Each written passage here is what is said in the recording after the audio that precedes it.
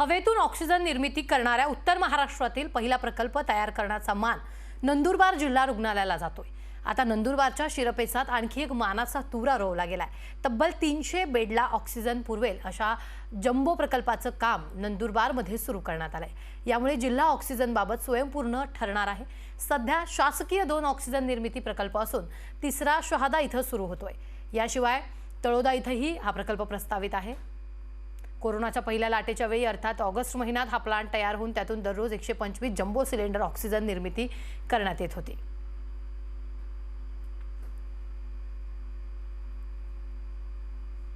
हवेतून ऑक्सिजन निर्मितीचा हा पहिला प्लांट आहे। जिल्हाधिकाऱ्यांच्या संकल्पनेतून हा प्लांट उभारण्यात आलाय। मागणीच्या 40 ते 50% ऑक्सिजन निर्मिती करण्यात आली आहे। दुसऱ्या लाटेचा धोका ओळखून ही निर्मिती करण्यात आली आहे। सप्टेंबर महिन्यात याचं नियोजन करण्यात आले। हवेतून ऑक्सिजन निर्मितीचा पहिला प्लांट हा आहे।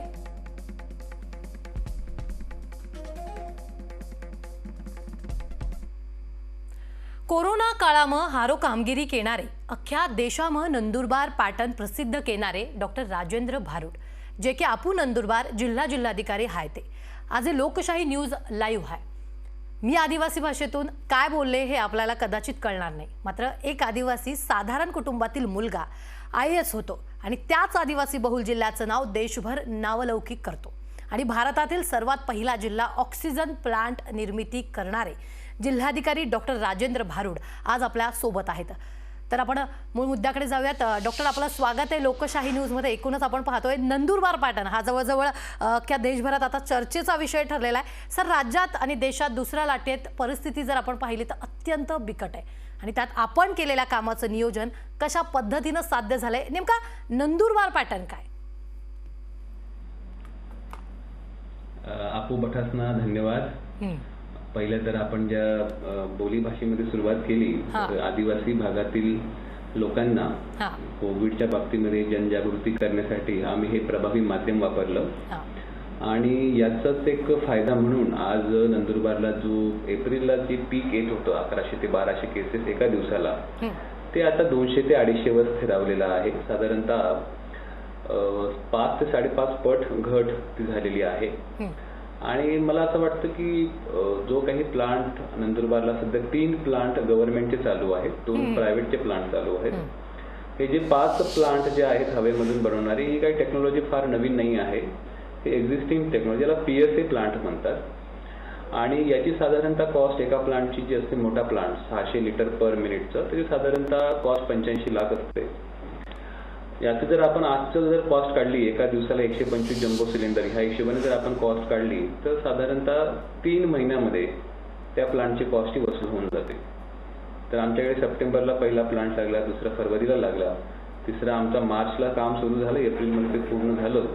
तेही आता सुरू आहे शहाद्याला आणि 2 प्रायव्हेट हॉस्पिटलला सुद्धा सुरू आहेत। अजून आम्ही काही प्लांट प्रपोज केलेले आहेत, ते या पुढच्या 8-10 दिवसामध्ये ते सुद्धा प्लांट लवकरच पूर्ण होतील अशी आमची अपेक्षा आहे।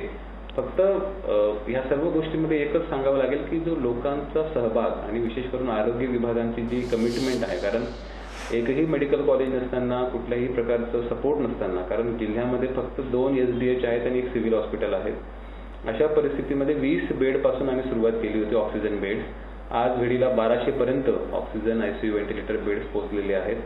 7000च्या आसपास आयसोलेशन बेड्स आहेत।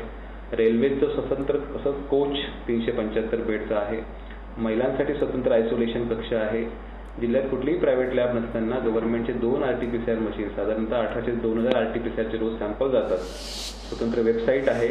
या वेबसाईटवरती आपल्याला प्रत्येक हॉस्पिटलमध्ये किती बेड्स अवेलेबल आहेत, काय आहे ते सगळं माहिती मिळतं आणि त्यासोबत ॲम्ब्युलन्स, त्याच्यासोबत वॅक्सिनेशन सेंटर, सर्वात महत्त्वाची गोष्ट RT-PCR स्वॅब घेतला असेल तर स्वॅबची सुद्धा माहिती आपल्याला ऑनलाईन याच्यामधून कळू शकते।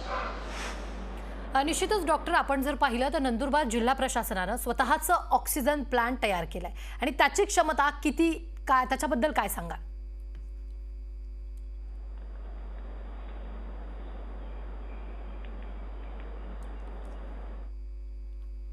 एकूणच आपण पाहतोय की नंदुरबार जिल्ह्याचा आता पॅटर्न जो आहे तो देशभर जो आहे तो चर्चेचा विषय ठरलेला आहे।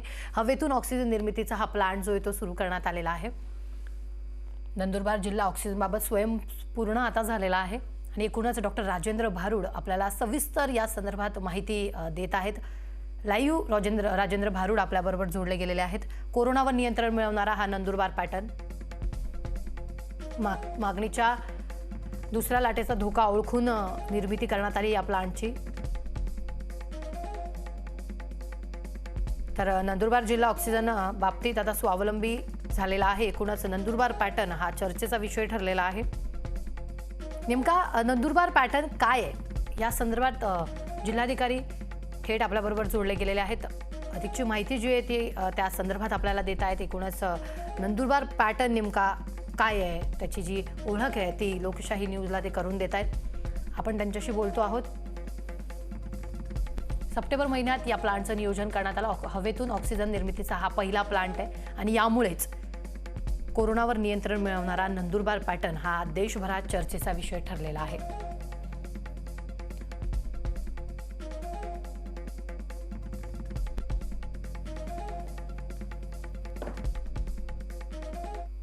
नंदुरबार पॅटर्नचा चर्चेचा विषय देशभरात आहे आणि तेच जिल्हाधिकारी जे आहेत ते आपल्याबरोबर जोडले गेलेले आहेत. डॉक्टर राजेंद्र भारुड आपण पाहतो एकूणच आपल्याबरोबर जोडले गेलेले आहेत. नंदुरबार पॅटर्नची पूर्ण ओळख जी आहे ती आता आपल्याला ते करून देणार आहेत. ऑक्सिजनचा नंदुरबार पॅटर्न नेमका काय आहे, हवेतून ऑक्सिजन निर्मितीचा हा प्रकल्प आहे. तर आपण पाहतो एकूणच जिल्हाधिकारी डॉक्टर राजेंद्र भारुड यांची किमया आपण पाहणार आहोत. जिल्हाधिकाऱ्यांच्या संकल्पनेतून हा प्लांट जो आहे तो सुरू झालेला आहे. मागणीच्या 40 ते 50% ऑक्सिजन निर्मिती या प्लांटमधून केली जाते.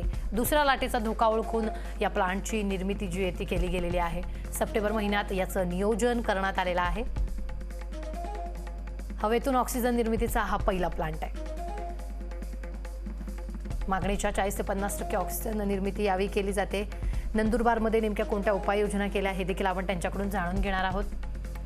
नंदुरबार पॅटर्न याविषयी आपण एकूणच जी चर्चा आहे ती डॉक्टरांसोबत करणार आहोत. जिल्हाधिकाऱ्यांनी त्यांच्या संकल्पनेतून हा प्लांट जो आहे तो उभारलेला आहे आणि एकूणच त्यांचा आदर्श जो आहे तो घेण्यासारखा आहे. तर डॉक्टर राजेंद्र आपल्याबरोबर आहेत. एकूणच आपण त्यांच्याकडून जाणून घेऊयात. डॉक्टर, जर आपण पाहिलं नंदुरबार जिल्हा प्रशासनानं स्वतःच ऑक्सिजन प्लांट तयार केले, या प्लांटची क्षमता किती त्याबद्दल काय सांगाल? एका प्लांटची क्षमता 600 लिटर पर मिनिट आहे. असे शासकीय 3 प्लांट सध्या चालू आहेत आणि खासगी 2 प्लांट चालू आहेत. असे साधारणतः सध्या 5 प्लांट जिल्ह्यामध्ये वर्किंग करत आहेत. एका मिनिटाला साधारणतः 2000 लिटर पर मिनिट एवढं ते प्रोडक्शन करतं आणि दिवसात जर म्हटलं तर आपण साधारणतः 48 लाख लिटर ते बनवतात सर्व प्लांट मिळून. जर आपण पाहिलं डॉक्टर, तर मागील वर्षी एप्रिल महिन्यात नंदुरबार जिल्ह्यात पहिला रुग्ण आढळला आणि त्यानंतर झपाट्यानं रुग्णांची वाढ झाली. नंदुरबार जिल्हा हा 2 राज्याच्या सीमेवर वसलेला आहे. म्हणजे गुजरात आणि मध्य प्रदेश म्हणून प्रसार तिथं जास्त होता का, तुम्हाला काय वाटतंय? खरं तर नंदुरबार मधला जो ट्रायबल बेल्ट आहे तिथं प्रसार आज सुद्धा कमीच आहे. परंतु जे 2 तालुके विशेष करून आहेत, नंदुरबार आणि शहादा, जिथं नॉन ट्रायबल पॉप्युलेशन आणि फ्लोटिंग पॉप्युलेशन खूप आहे. म्हणजे पुणे मुंबईवरून येणारे, काही अब्रॉड वरून लोक येणारे खूप आहेत. या 2 आमचे नंदुरबार आणि शहादा एक 2 आमचे एपी सेंटर्स जास्त आहेत केसेसचं. आणि विशेष करून जो डोंगराळ भागामध्ये लोक ऑलरेडी नॅचरली आयसोलेशन मध्ये राहतात, छोट्या छोट्या पाड्यांमध्ये विखुरलेल्या सरपत राहतात. परंतु आता ही जेव्हा दुसरी वेव्ह आली तेव्हा ग्रामीण भागामध्ये विशेष करून पहाडी एरियात सुद्धा खूप जास्त पेशंट निघायला लागले होते. म्हणजे जेव्हा आमच्याकडे पहिल्यांदा फर्स्ट वेव्ह मध्ये हायएस्ट पीक जो होता तो 190 केसेस पर डे होत्या. परंतु ह्या सेकंड टाइम मध्ये एका दिवसाला 1100 1200 असे पेशंट यायला लागले, 6 पटीने जास्त. तर मला असं वाटतं की थोडंसं एक व्यवस्थित स्ट्रॅटेजी आणि प्लॅनिंग केली तर आज आमच्याकडे जवळपास 200 ते 250 याच्यामध्ये स्थिरावलेलं आहे. आपण केसेसचा नंबर हा नक्कीच कमी करू शकतो. निश्चित. एकीकडे जर आपण पाहिलं डॉक्टर, राज्यातील सर्वात जास्त आदिवासी बहुल वस्ती असलेला जिल्हा, भाषेचा अभाव, अशिक्षित नागरिकांची संख्या तिथं जास्त आहे. अशा परिस्थितीत जनजागृती करण्यात काय नेमक्या तुम्हाला अडचणी आल्यात? खरं तर लोकांमध्ये जाऊन गावोगावी माहिती पोहोचवणे आणि मास्क घालणे किंवा सॅनिटायझर, बरेच लोकांनी सॅनिटायझर, मास्क हे शब्द पहिल्यांदा ऐकले, सोशल डिस्टन्सिंग हे पहिल्यांदा ऐकले. बरेच लोकांना जे रिलिजियस फेस्टिवल असतं, जसं होळी आहे किंवा हे आहे, त्याच्या सुद्धा बऱ्याच लोकांनी विरोध दर्शवला होता की आम्हाला आमचं हे पारंपरिक फेस्टिवल साजरा करू द्या. परंतु स्थानिक जे शिक्षक आहेत, ग्रामसेवक आहेत, पोलीस यंत्रणा आहे, पाटील आहेत, यांच्या माध्यमातून असेल किंवा वृत्तपत्र असतील, मीडियाच्या माध्यमातून असेल, आम्ही खूप प्रयत्न केला. काही बोली भाषेमध्ये आम्ही काही क्लिप्स पसरवल्यात आणि त्याचाच एक फायदा म्हणून जवळपास अजून सुद्धा 30 ते 40% गावांमध्ये नंदुरबारच्या कोरोना अजून पसरलेला नाहीये. ते खूप चांगली साईन आहे. आणि ज्या गावांमध्ये पसरला तो सुद्धा आता आटोक्यामध्ये हळूहळू येतोय. आता आम्हाला एका दिवसामध्ये 200 ते 250 पेशंट येत आहेत आणि जी पॉझिटिव्हिटी होती 100 टेस्टच्या मागची पॉझिटिव्हिटी ती एकेकाळी 50% पॉझिटिव्ह होत्या. त्याच्यावरती कधी कधी येत केसेस. आज ती 15 ते 20% वर स्थिरावलेली आहे. आमचा प्रयत्न चाललाय की केसेस अजून कमी कशा होतील, 50-40च्या आत एका दिवसाला कसं केसेस करता येतील ते सुद्धा प्रयत्न पूर्ण प्रशासन म्हणून करत आहे. निश्चितच डॉक्टर, आपण जर पाहिलं तर नंदुरबार पॅटर्नचा आदर्श जो आहे तो घेण्यासारखा आहे. प्रत्येक जिल्ह्याने तो आदर्श घेण्यासारखा आहे. मात्र आपण जर पाहिलं, तुम्ही म्हणालात की लोकांना सॅनिटायझर माहीत नव्हतं, लोकांना मास्क माहीत नव्हता. अशा वेळेला नागरिकांनी तुम्हाला कसं सहकार्य केलं? खरं तर इथल्या जनतांचा विश्वास हा खूप मोठा आहे प्रशासनावरती. जेव्हा आम्ही लॉकडाऊनचा निर्णय घेतला तर किंबहुना आमचा लॉकडाऊन करणारा हा पहिला जिल्हा होता राज्यामध्ये. परंतु त्याबद्दल कुठल्याच व्यक्ती किंवा संघटनेने विरोध दर्शवला नाही. सर्वांनी त्याला सहकार्यच केलं. आणि जेव्हा आम्ही ग्रामरक्षक दल असेल किंवा महिलांसाठी स्वतंत्र आयसोलेशन कक्ष असतील किंवा रेल्वे कोचेस असतील, ह्या काही अभूतपूर्व ज्या संकल्पना राबवल्यात त्याला सुद्धा भरभरून लोकांनी रिस्पॉन्स दिला. लोकांनी वेळेचं बंधन पाळलं आणि याचाच एक चांगला इफेक्ट, कारण जेव्हा लोक एकजूट होऊन काम करतात त्याचा खूप चांगला फायदा होतो. ॲम्ब्युलन्सची आमच्याकडे चणचण होती, परंतु आम्हाला CSR मध्ये 27 ॲम्ब्युलन्सेस मिळाल्या, 2 शववाहिका मिळाल्या. अजून सुद्धा बरेचसे CSR कंपनी आम्हाला कॉन्सन्ट्रेटर देत आहे, सिलेंडर देत आहे. तर आपल्याला डिझास्टर फंड असेल, DPC असेल, CSR असेल, NRHM सर्वांचं कन्व्हर्जन्स करून जे काही चांगलं करता येईल ते आपण करायचा एक प्रयत्न करत असतो आणि त्याचा एक चांगला रिस्पॉन्स पब्लिककडून सुद्धा मिळतोय. आपण काही मोठ्या ग्रामपंचायतींना लोकांच्या ने-आण करण्यासाठी गाड्या घेण्यासाठी त्यांना परवानगी दिली.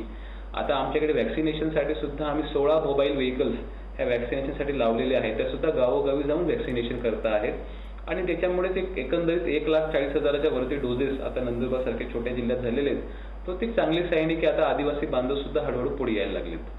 निश्चितच तुम्ही लसीकरणाचा विषय जो तो काढलेला, एकूणच जर आपण पाहिलं तर काही ठिकाणी लसीकरणाचा जे बूथ आहेत ते बंद करण्यात आलेले आहेत. मात्र नंदुरबार जिल्ह्यात पुरेसे लसी आहेत का? एकूणच लोकांचं जे ते लसीकरण होत आहे का? सध्या आमच्याकडे जवळपास 57 सेंटर आहेत लसीकरणासाठी आणि आजचा जो स्टॉक आहे तो साधारणतः 20 ते 22,000 स्टॉक आहे पूर्ण जिल्ह्यामध्ये. निश्चितच स्टॉकची कमतरता आधीपासून आहेच आहे, परंतु आता गावोगावी जेव्हा आम्ही कॅम्प घेतो आहोत तर लोकांच्या घरी, लोकांच्या गावी जाऊन कॅम्प घेतल्यामुळे लोकांना कम्फर्ट, लोकांना आरामदायक पद्धतीने लसीकरण घेता येतात.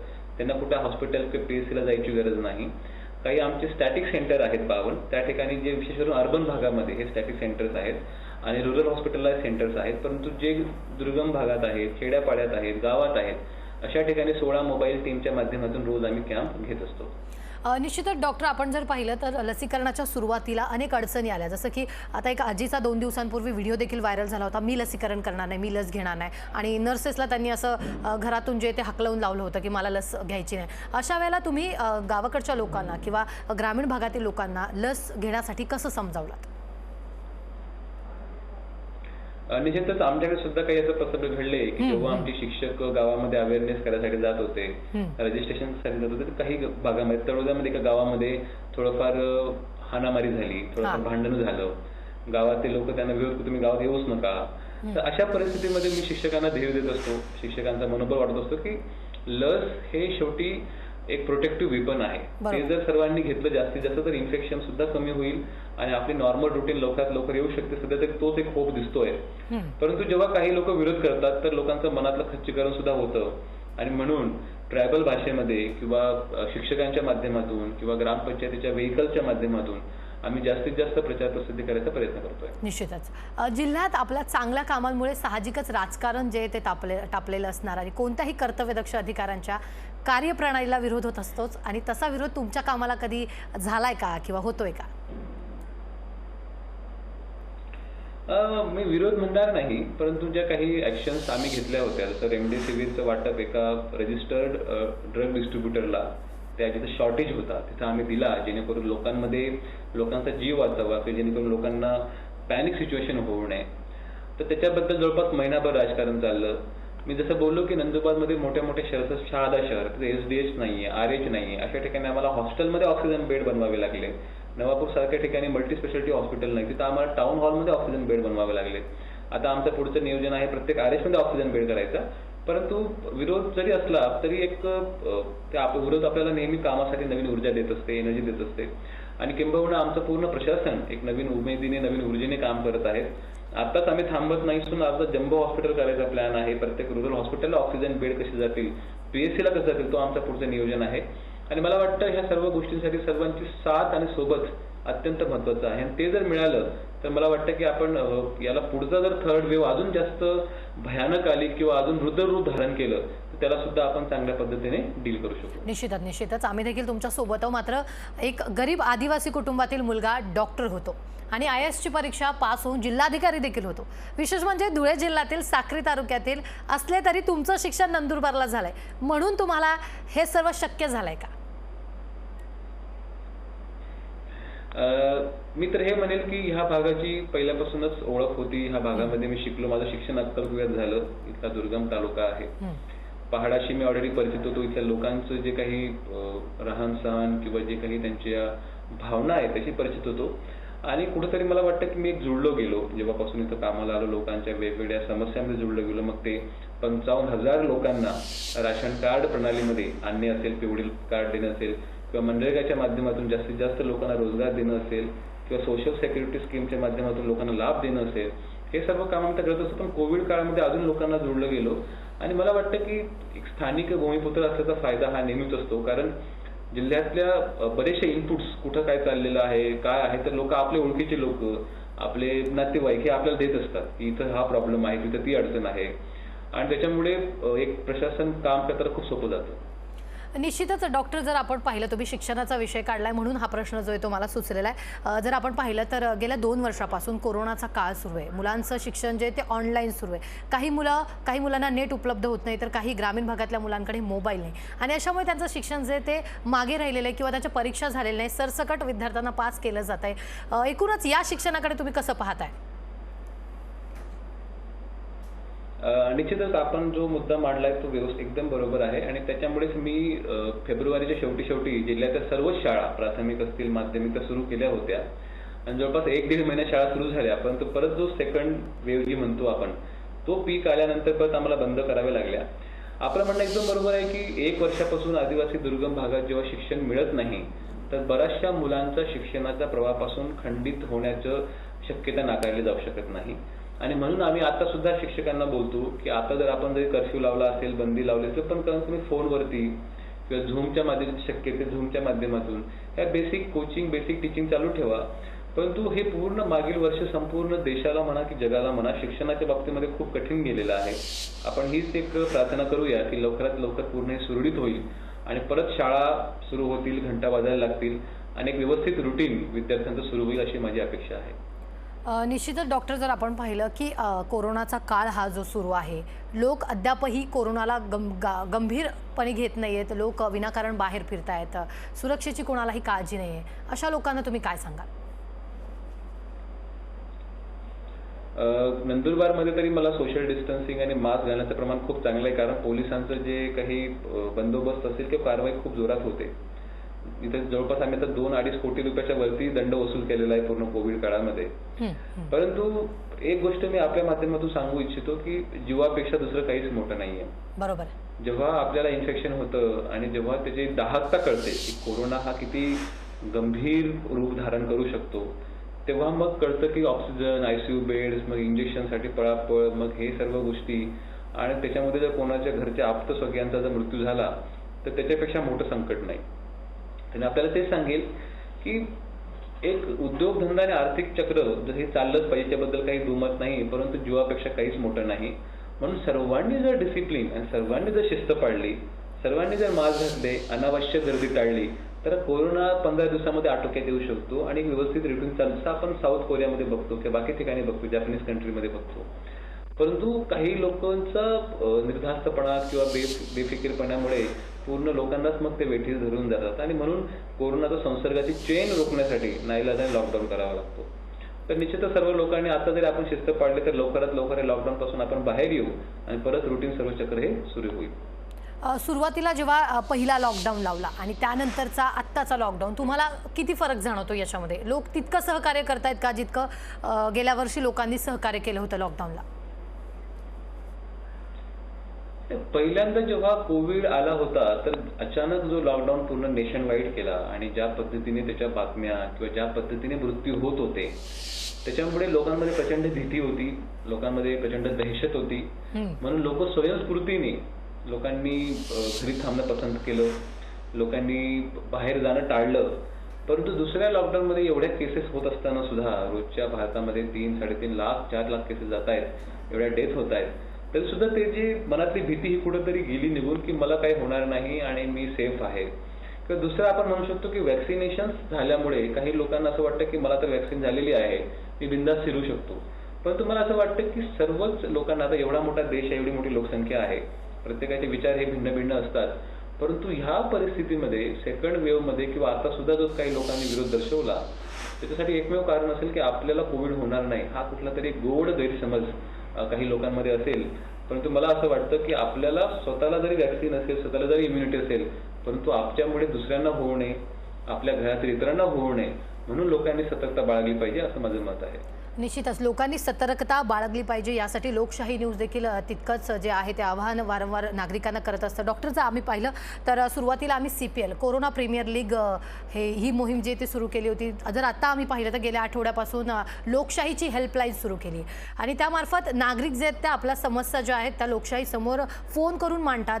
कोणाला रेमडेसिवीरचा तुटवडा आहे, कोणाला ऑक्सिजन मिळत नाहीये, असे पेशंट जे ते लोकशाही समोर आपल्या समस्या मांडतात. नक्कीच नंदुरबार जिल्ह्यात देखील अशा अनेक समस्या असतील. या समस्यांचं समाधान तुम्ही कसं करता? जिल्ह्यामध्ये आमचं एक इस्टॅब्लिश कंट्रोल रूम आहे जिल्हा स्तरावरती, तर रोजची 50 ते 60 फोन येतात. तालुका लेवलला कंट्रोल रूम्स आहेत. आमच्या वेबसाईटवरती ऑक्सिजन बेड्स किती अवेलेबल आहेत, ICU किती अवेलेबल आहेत, रेग्युलर बेड किती आहे त्याची पूर्ण माहिती असते, कुठं कुठं अवेलेबल आहे. आणि ज्या कोणाचा फोन येतो त्याची कंप्लेंट लिहिली जाते, त्याचं निराकरण केलं जातं. जर कंप्लेंट त्यांच्या लेवलला सॉल्व्ह झाली संध्याकाळी मला त्या पूर्ण कंप्लेंटचा गोषवारा मिळतो. तर या सर्व गोष्टींमुळे जी लोकांमध्ये पॅनिक सिच्युएशन किंवा एवढं संकट आल्यावरती मी कोणाला फोन करायचा हा जो मनात प्रश्न राहतो तो निघून जातो. मग ॲम्ब्युलन्स पाहिजे असेल किंवा वॅक्सिनेशनची माहिती पाहिजे असेल किंवा RT-PCRचा रिझल्ट माहिती करायचा असेल किंवा बेड पाहिजे असेल, ह्या सर्व गोष्टी आपल्या हेल्पलाईनवरती मिळतात. आणि त्यांच्यामुळे माझ्याकडे येणारा फोन कॉल हा 90 ते 95% कमी झाला आहे. आणि ही सर्व गोष्टी आपण प्रत्येक ठिकाणी करू शकतो. याच्यामुळे काही फार असं रॉकेट सायन्स नाहीये. परंतु ह्या सर्व गोष्टी केल्यामुळे सुसूत्रता येते, काम नियोजन पद्धतीने होते आणि लोकांना सुद्धा सर्व प्रकारची माहिती ही वारंवार मिळत असते. निश्चितच डॉक्टर, जर आपण पाहिलं मुंबईत देखील एक दुर्घटना घडली होती, अनेक ठिकाणी ही दुर्घटना घडली, नाशिकमध्ये देखील मोठी दुर्घटना घडली होती, ऑक्सिजन अभावी रुग्णांचा मृत्यू झाला होता. अत्यंत धक्कादायक या बातम्या ज्या आहेत त्या लोकशाही न्यूजनं देखील दाखवल्या. मात्र अशा वेळेला नेमकं त्या जिल्ह्याने काय करायला हवं, तुम्हाला काय वाटतं? त्याच्याबद्दल गव्हर्नमेंटच्या विशिष्ट गाईडलाईन्स आहेत. आम्ही आता आमचा जास्तीत जास्त जोर हा कॉन्सन्ट्रेटरवरती आम्ही हे करतो, फोकस करत आहोत. आता प्रत्येक ठिकाणी प्लांट मधून जेव्हा ऑक्सिजन जातो त्या ठिकाणी काही जम्बो सिलेंडर सुद्धा व्यवस्था केलेली आहे. यदा कदाचित असा अपघात घडला की ऑक्सिजन प्लांट हा खराब झाला, काही टेक्निकल प्रॉब्लेम आला, मग काय करायचं? तर त्यासाठी मग बॅकअप प्लॅन ठेवलेला आहे की त्याला दुसरं कनेक्शन पण ठेवलेलं आहे जम्बो सिलेंडरचं. आणि आता आम्ही मोठ्या प्रमाणामध्ये कॉन्सन्ट्रेटर प्रोक्युअर करायचा प्लॅन करतो आहोत की जर असा काही अपघात घडला तर कमीत कमी 5 ते 6 तास पेशंटला सर्व्हाइव्ह केलं जाऊ शकतं. असं कंटिन्युअस ऑक्सिजन कॉन्सन्ट्रेटर आपण त्यांच्या ठिकाणी जर ठेवले बेडजवळ तर ते सुद्धा आपल्याला कुठेतरी हेल्पफुल ठरतील असं आमचं नियोजन आहे. मला वाटतं अशा दुर्घटना राज्यात कुठं होऊ नये यासाठी आपल्याला सर्वांना तर कटिबद्ध राहायला पाहिजेच, परंतु झाल्या तर असं काहीतरी बॅकअप प्लॅन सुद्धा आपल्याकडे पाहिजे. तुम्ही तुमच्या जिल्ह्यातल्या खासगी रुग्णालयांना पेशंटसाठी किंवा एकूणच जास्तीचं बिल जर आपण पाहिलं तर पेशंटना दिलं जातं, त्यांच्या नातेवाईकांना दिलं जातं, खासगी रुग्णालयांना तुम्ही कुठल्या सूचना केलेल्या आहेत? मी खासगी रुग्णालयांच्या 2 ते 3 वेळा मीटिंग घेतल्या, त्यांना व्यवस्थित समजून सांगितलं. रेट चार्ट जे आहेत ते बाहेर लावलेले आहेत. हे गोष्ट तर किंबहुना 100% खरी आहे की मुंबई, पुणे किंवा मोठ्या मोठ्या शहरांपेक्षा नंदुरबारचे बिल हे फार कमी आहेत. पण तरी सुद्धा गरीब वर्ग जास्त असल्यामुळे बरेच लोक ICUचे बेडची किंमत जर साधारणतः 9,000 8,000 असेल ते सुद्धा एका दिवसाचे पे करू शकत नाही. अशा परिस्थितीमध्ये आम्ही एक सरळ पत्र काढलं होतं की गव्हर्नमेंटच्या रेटपेक्षा 90% रेट आपण घ्यावेत जास्तीत जास्त. मग काही हॉस्पिटलने अजून कमी केलं, जसं ख्रिश्चन हॉस्पिटल मिशनरी चंचपाडा असेल किंवा बरेच हॉस्पिटल आहेत.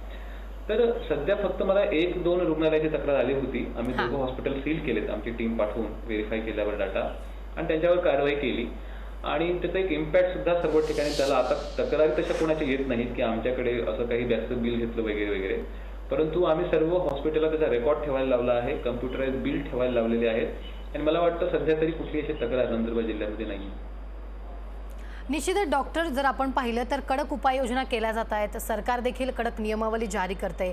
दुसरीकडे जर आपण पाहिलं तर लोकांच्या समस्या अनेक आहेत, लोकांना हातावरचं ज्यांची पोट आहेत त्यांची समस्या आहेत. तर अशा वेळेला कठोर उपायांची आवश्यकता किती आहे? आपल्याला खरं तर बॅलन्स हा एक महत्त्वाचा घटक आहे. बरोबर. काही पूर्ण वेळ लॉकडाऊन ठेवणे हे तर सर्वांना अशक्य आहे. एवढा वेळ महिना 2-2 महिना जर लॉकडाऊन ठेवायचं म्हटलं तर मग लोकांचं कसं होणार उदरनिर्वाह.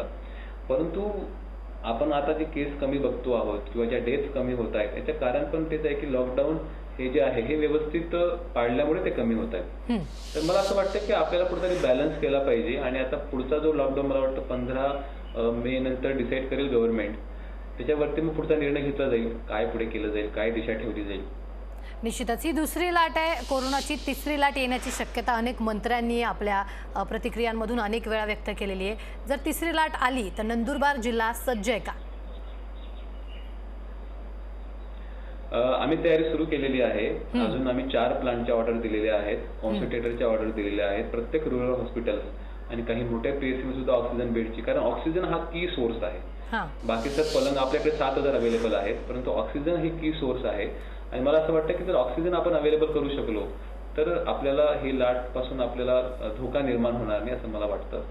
आणि ऑक्सिजन प्लांट स्वतःचे आहेत, आमचं डिपेंडन्सी आम्ही कमी करायचा प्रयत्न करत आहोत, कॉन्सन्ट्रेटर वाढवतो आहोत. हे जर करू शकलो तर मला वाटतं एक तयारी आपली स्वतःची राहील. आणि वॅक्सिनेशन सर्वात मोठा प्रभावी उपाय सध्या वॅक्सिनेशन आहे.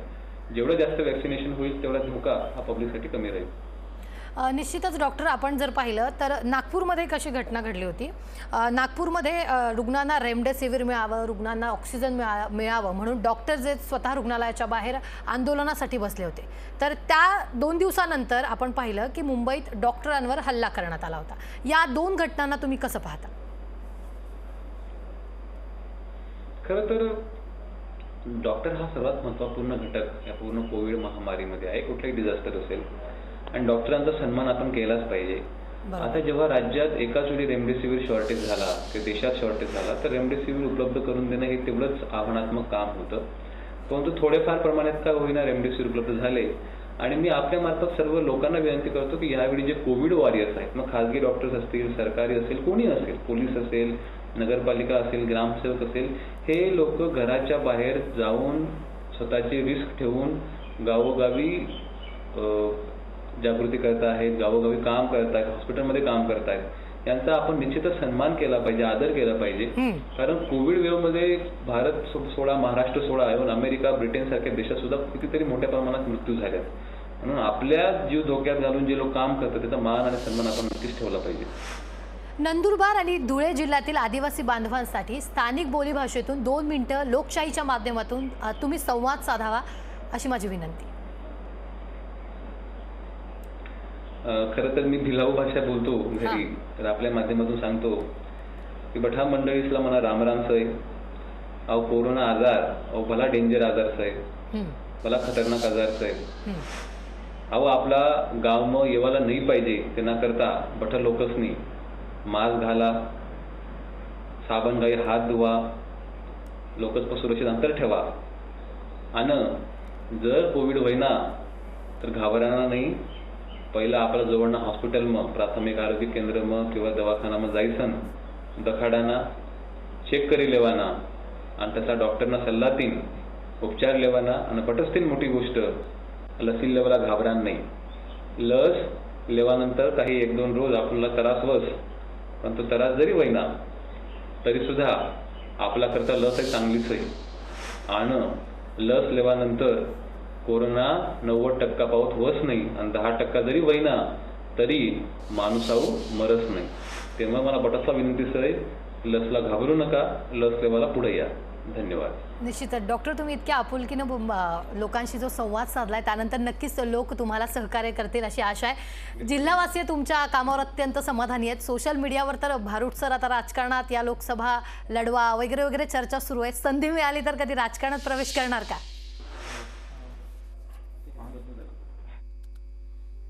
एकूणच आपण पाहिलेलं आहे की काही तांत्रिक कारणांमुळे त्यांचा संपर्क आपल्याशी तुटलेला आहे. आपण जर पाहिलं तर नागरिक जे आहेत ते डॉक्टर भारूड यांच्या कामाशी अत्यंत समाधानी असल्याचं चित्र आपल्याला नंदुरबारमध्ये पाहायला मिळत आहे. तर दुसरी गोष्ट जर आपण पाहिली तर नंदुरबार पॅटर्न हा देशभरात चर्चेचा विषय ठरलेला आहे. कारण जर आपण पाहिलं तर नंदुरबारमध्ये एकेकाळी रुग्णसंख्या ती जास्त होती, मात्र जी रुग्णसंख्या ती आत्ता आटोक्यात आलेली आहे. आणि एकूणच नंदुरबार जो पॅटर्न आहे त्यानंतर प्रत्येक जिल्ह्यानं त्याचा आदर्श घ्यावा तितकंच घेणं महत्त्वाचं आहे. कारण आपण जर पाहिलं तर कोरोना रुग्णसंख्या रोखण्यासाठी काहीतरी करायला हवं आणि जिल्हाधिकाऱ्यांच्या संकल्पनेतून इतका मोठा प्लॅन जो आहे तो नंदुरबारमध्ये सुरू झालेला आहे. आणि असे अनेक प्लॅन जे ते सुरू करण्याची तयारी जी आहे ती डॉक्टरांनी यावेळी दर्शवलेली आहे.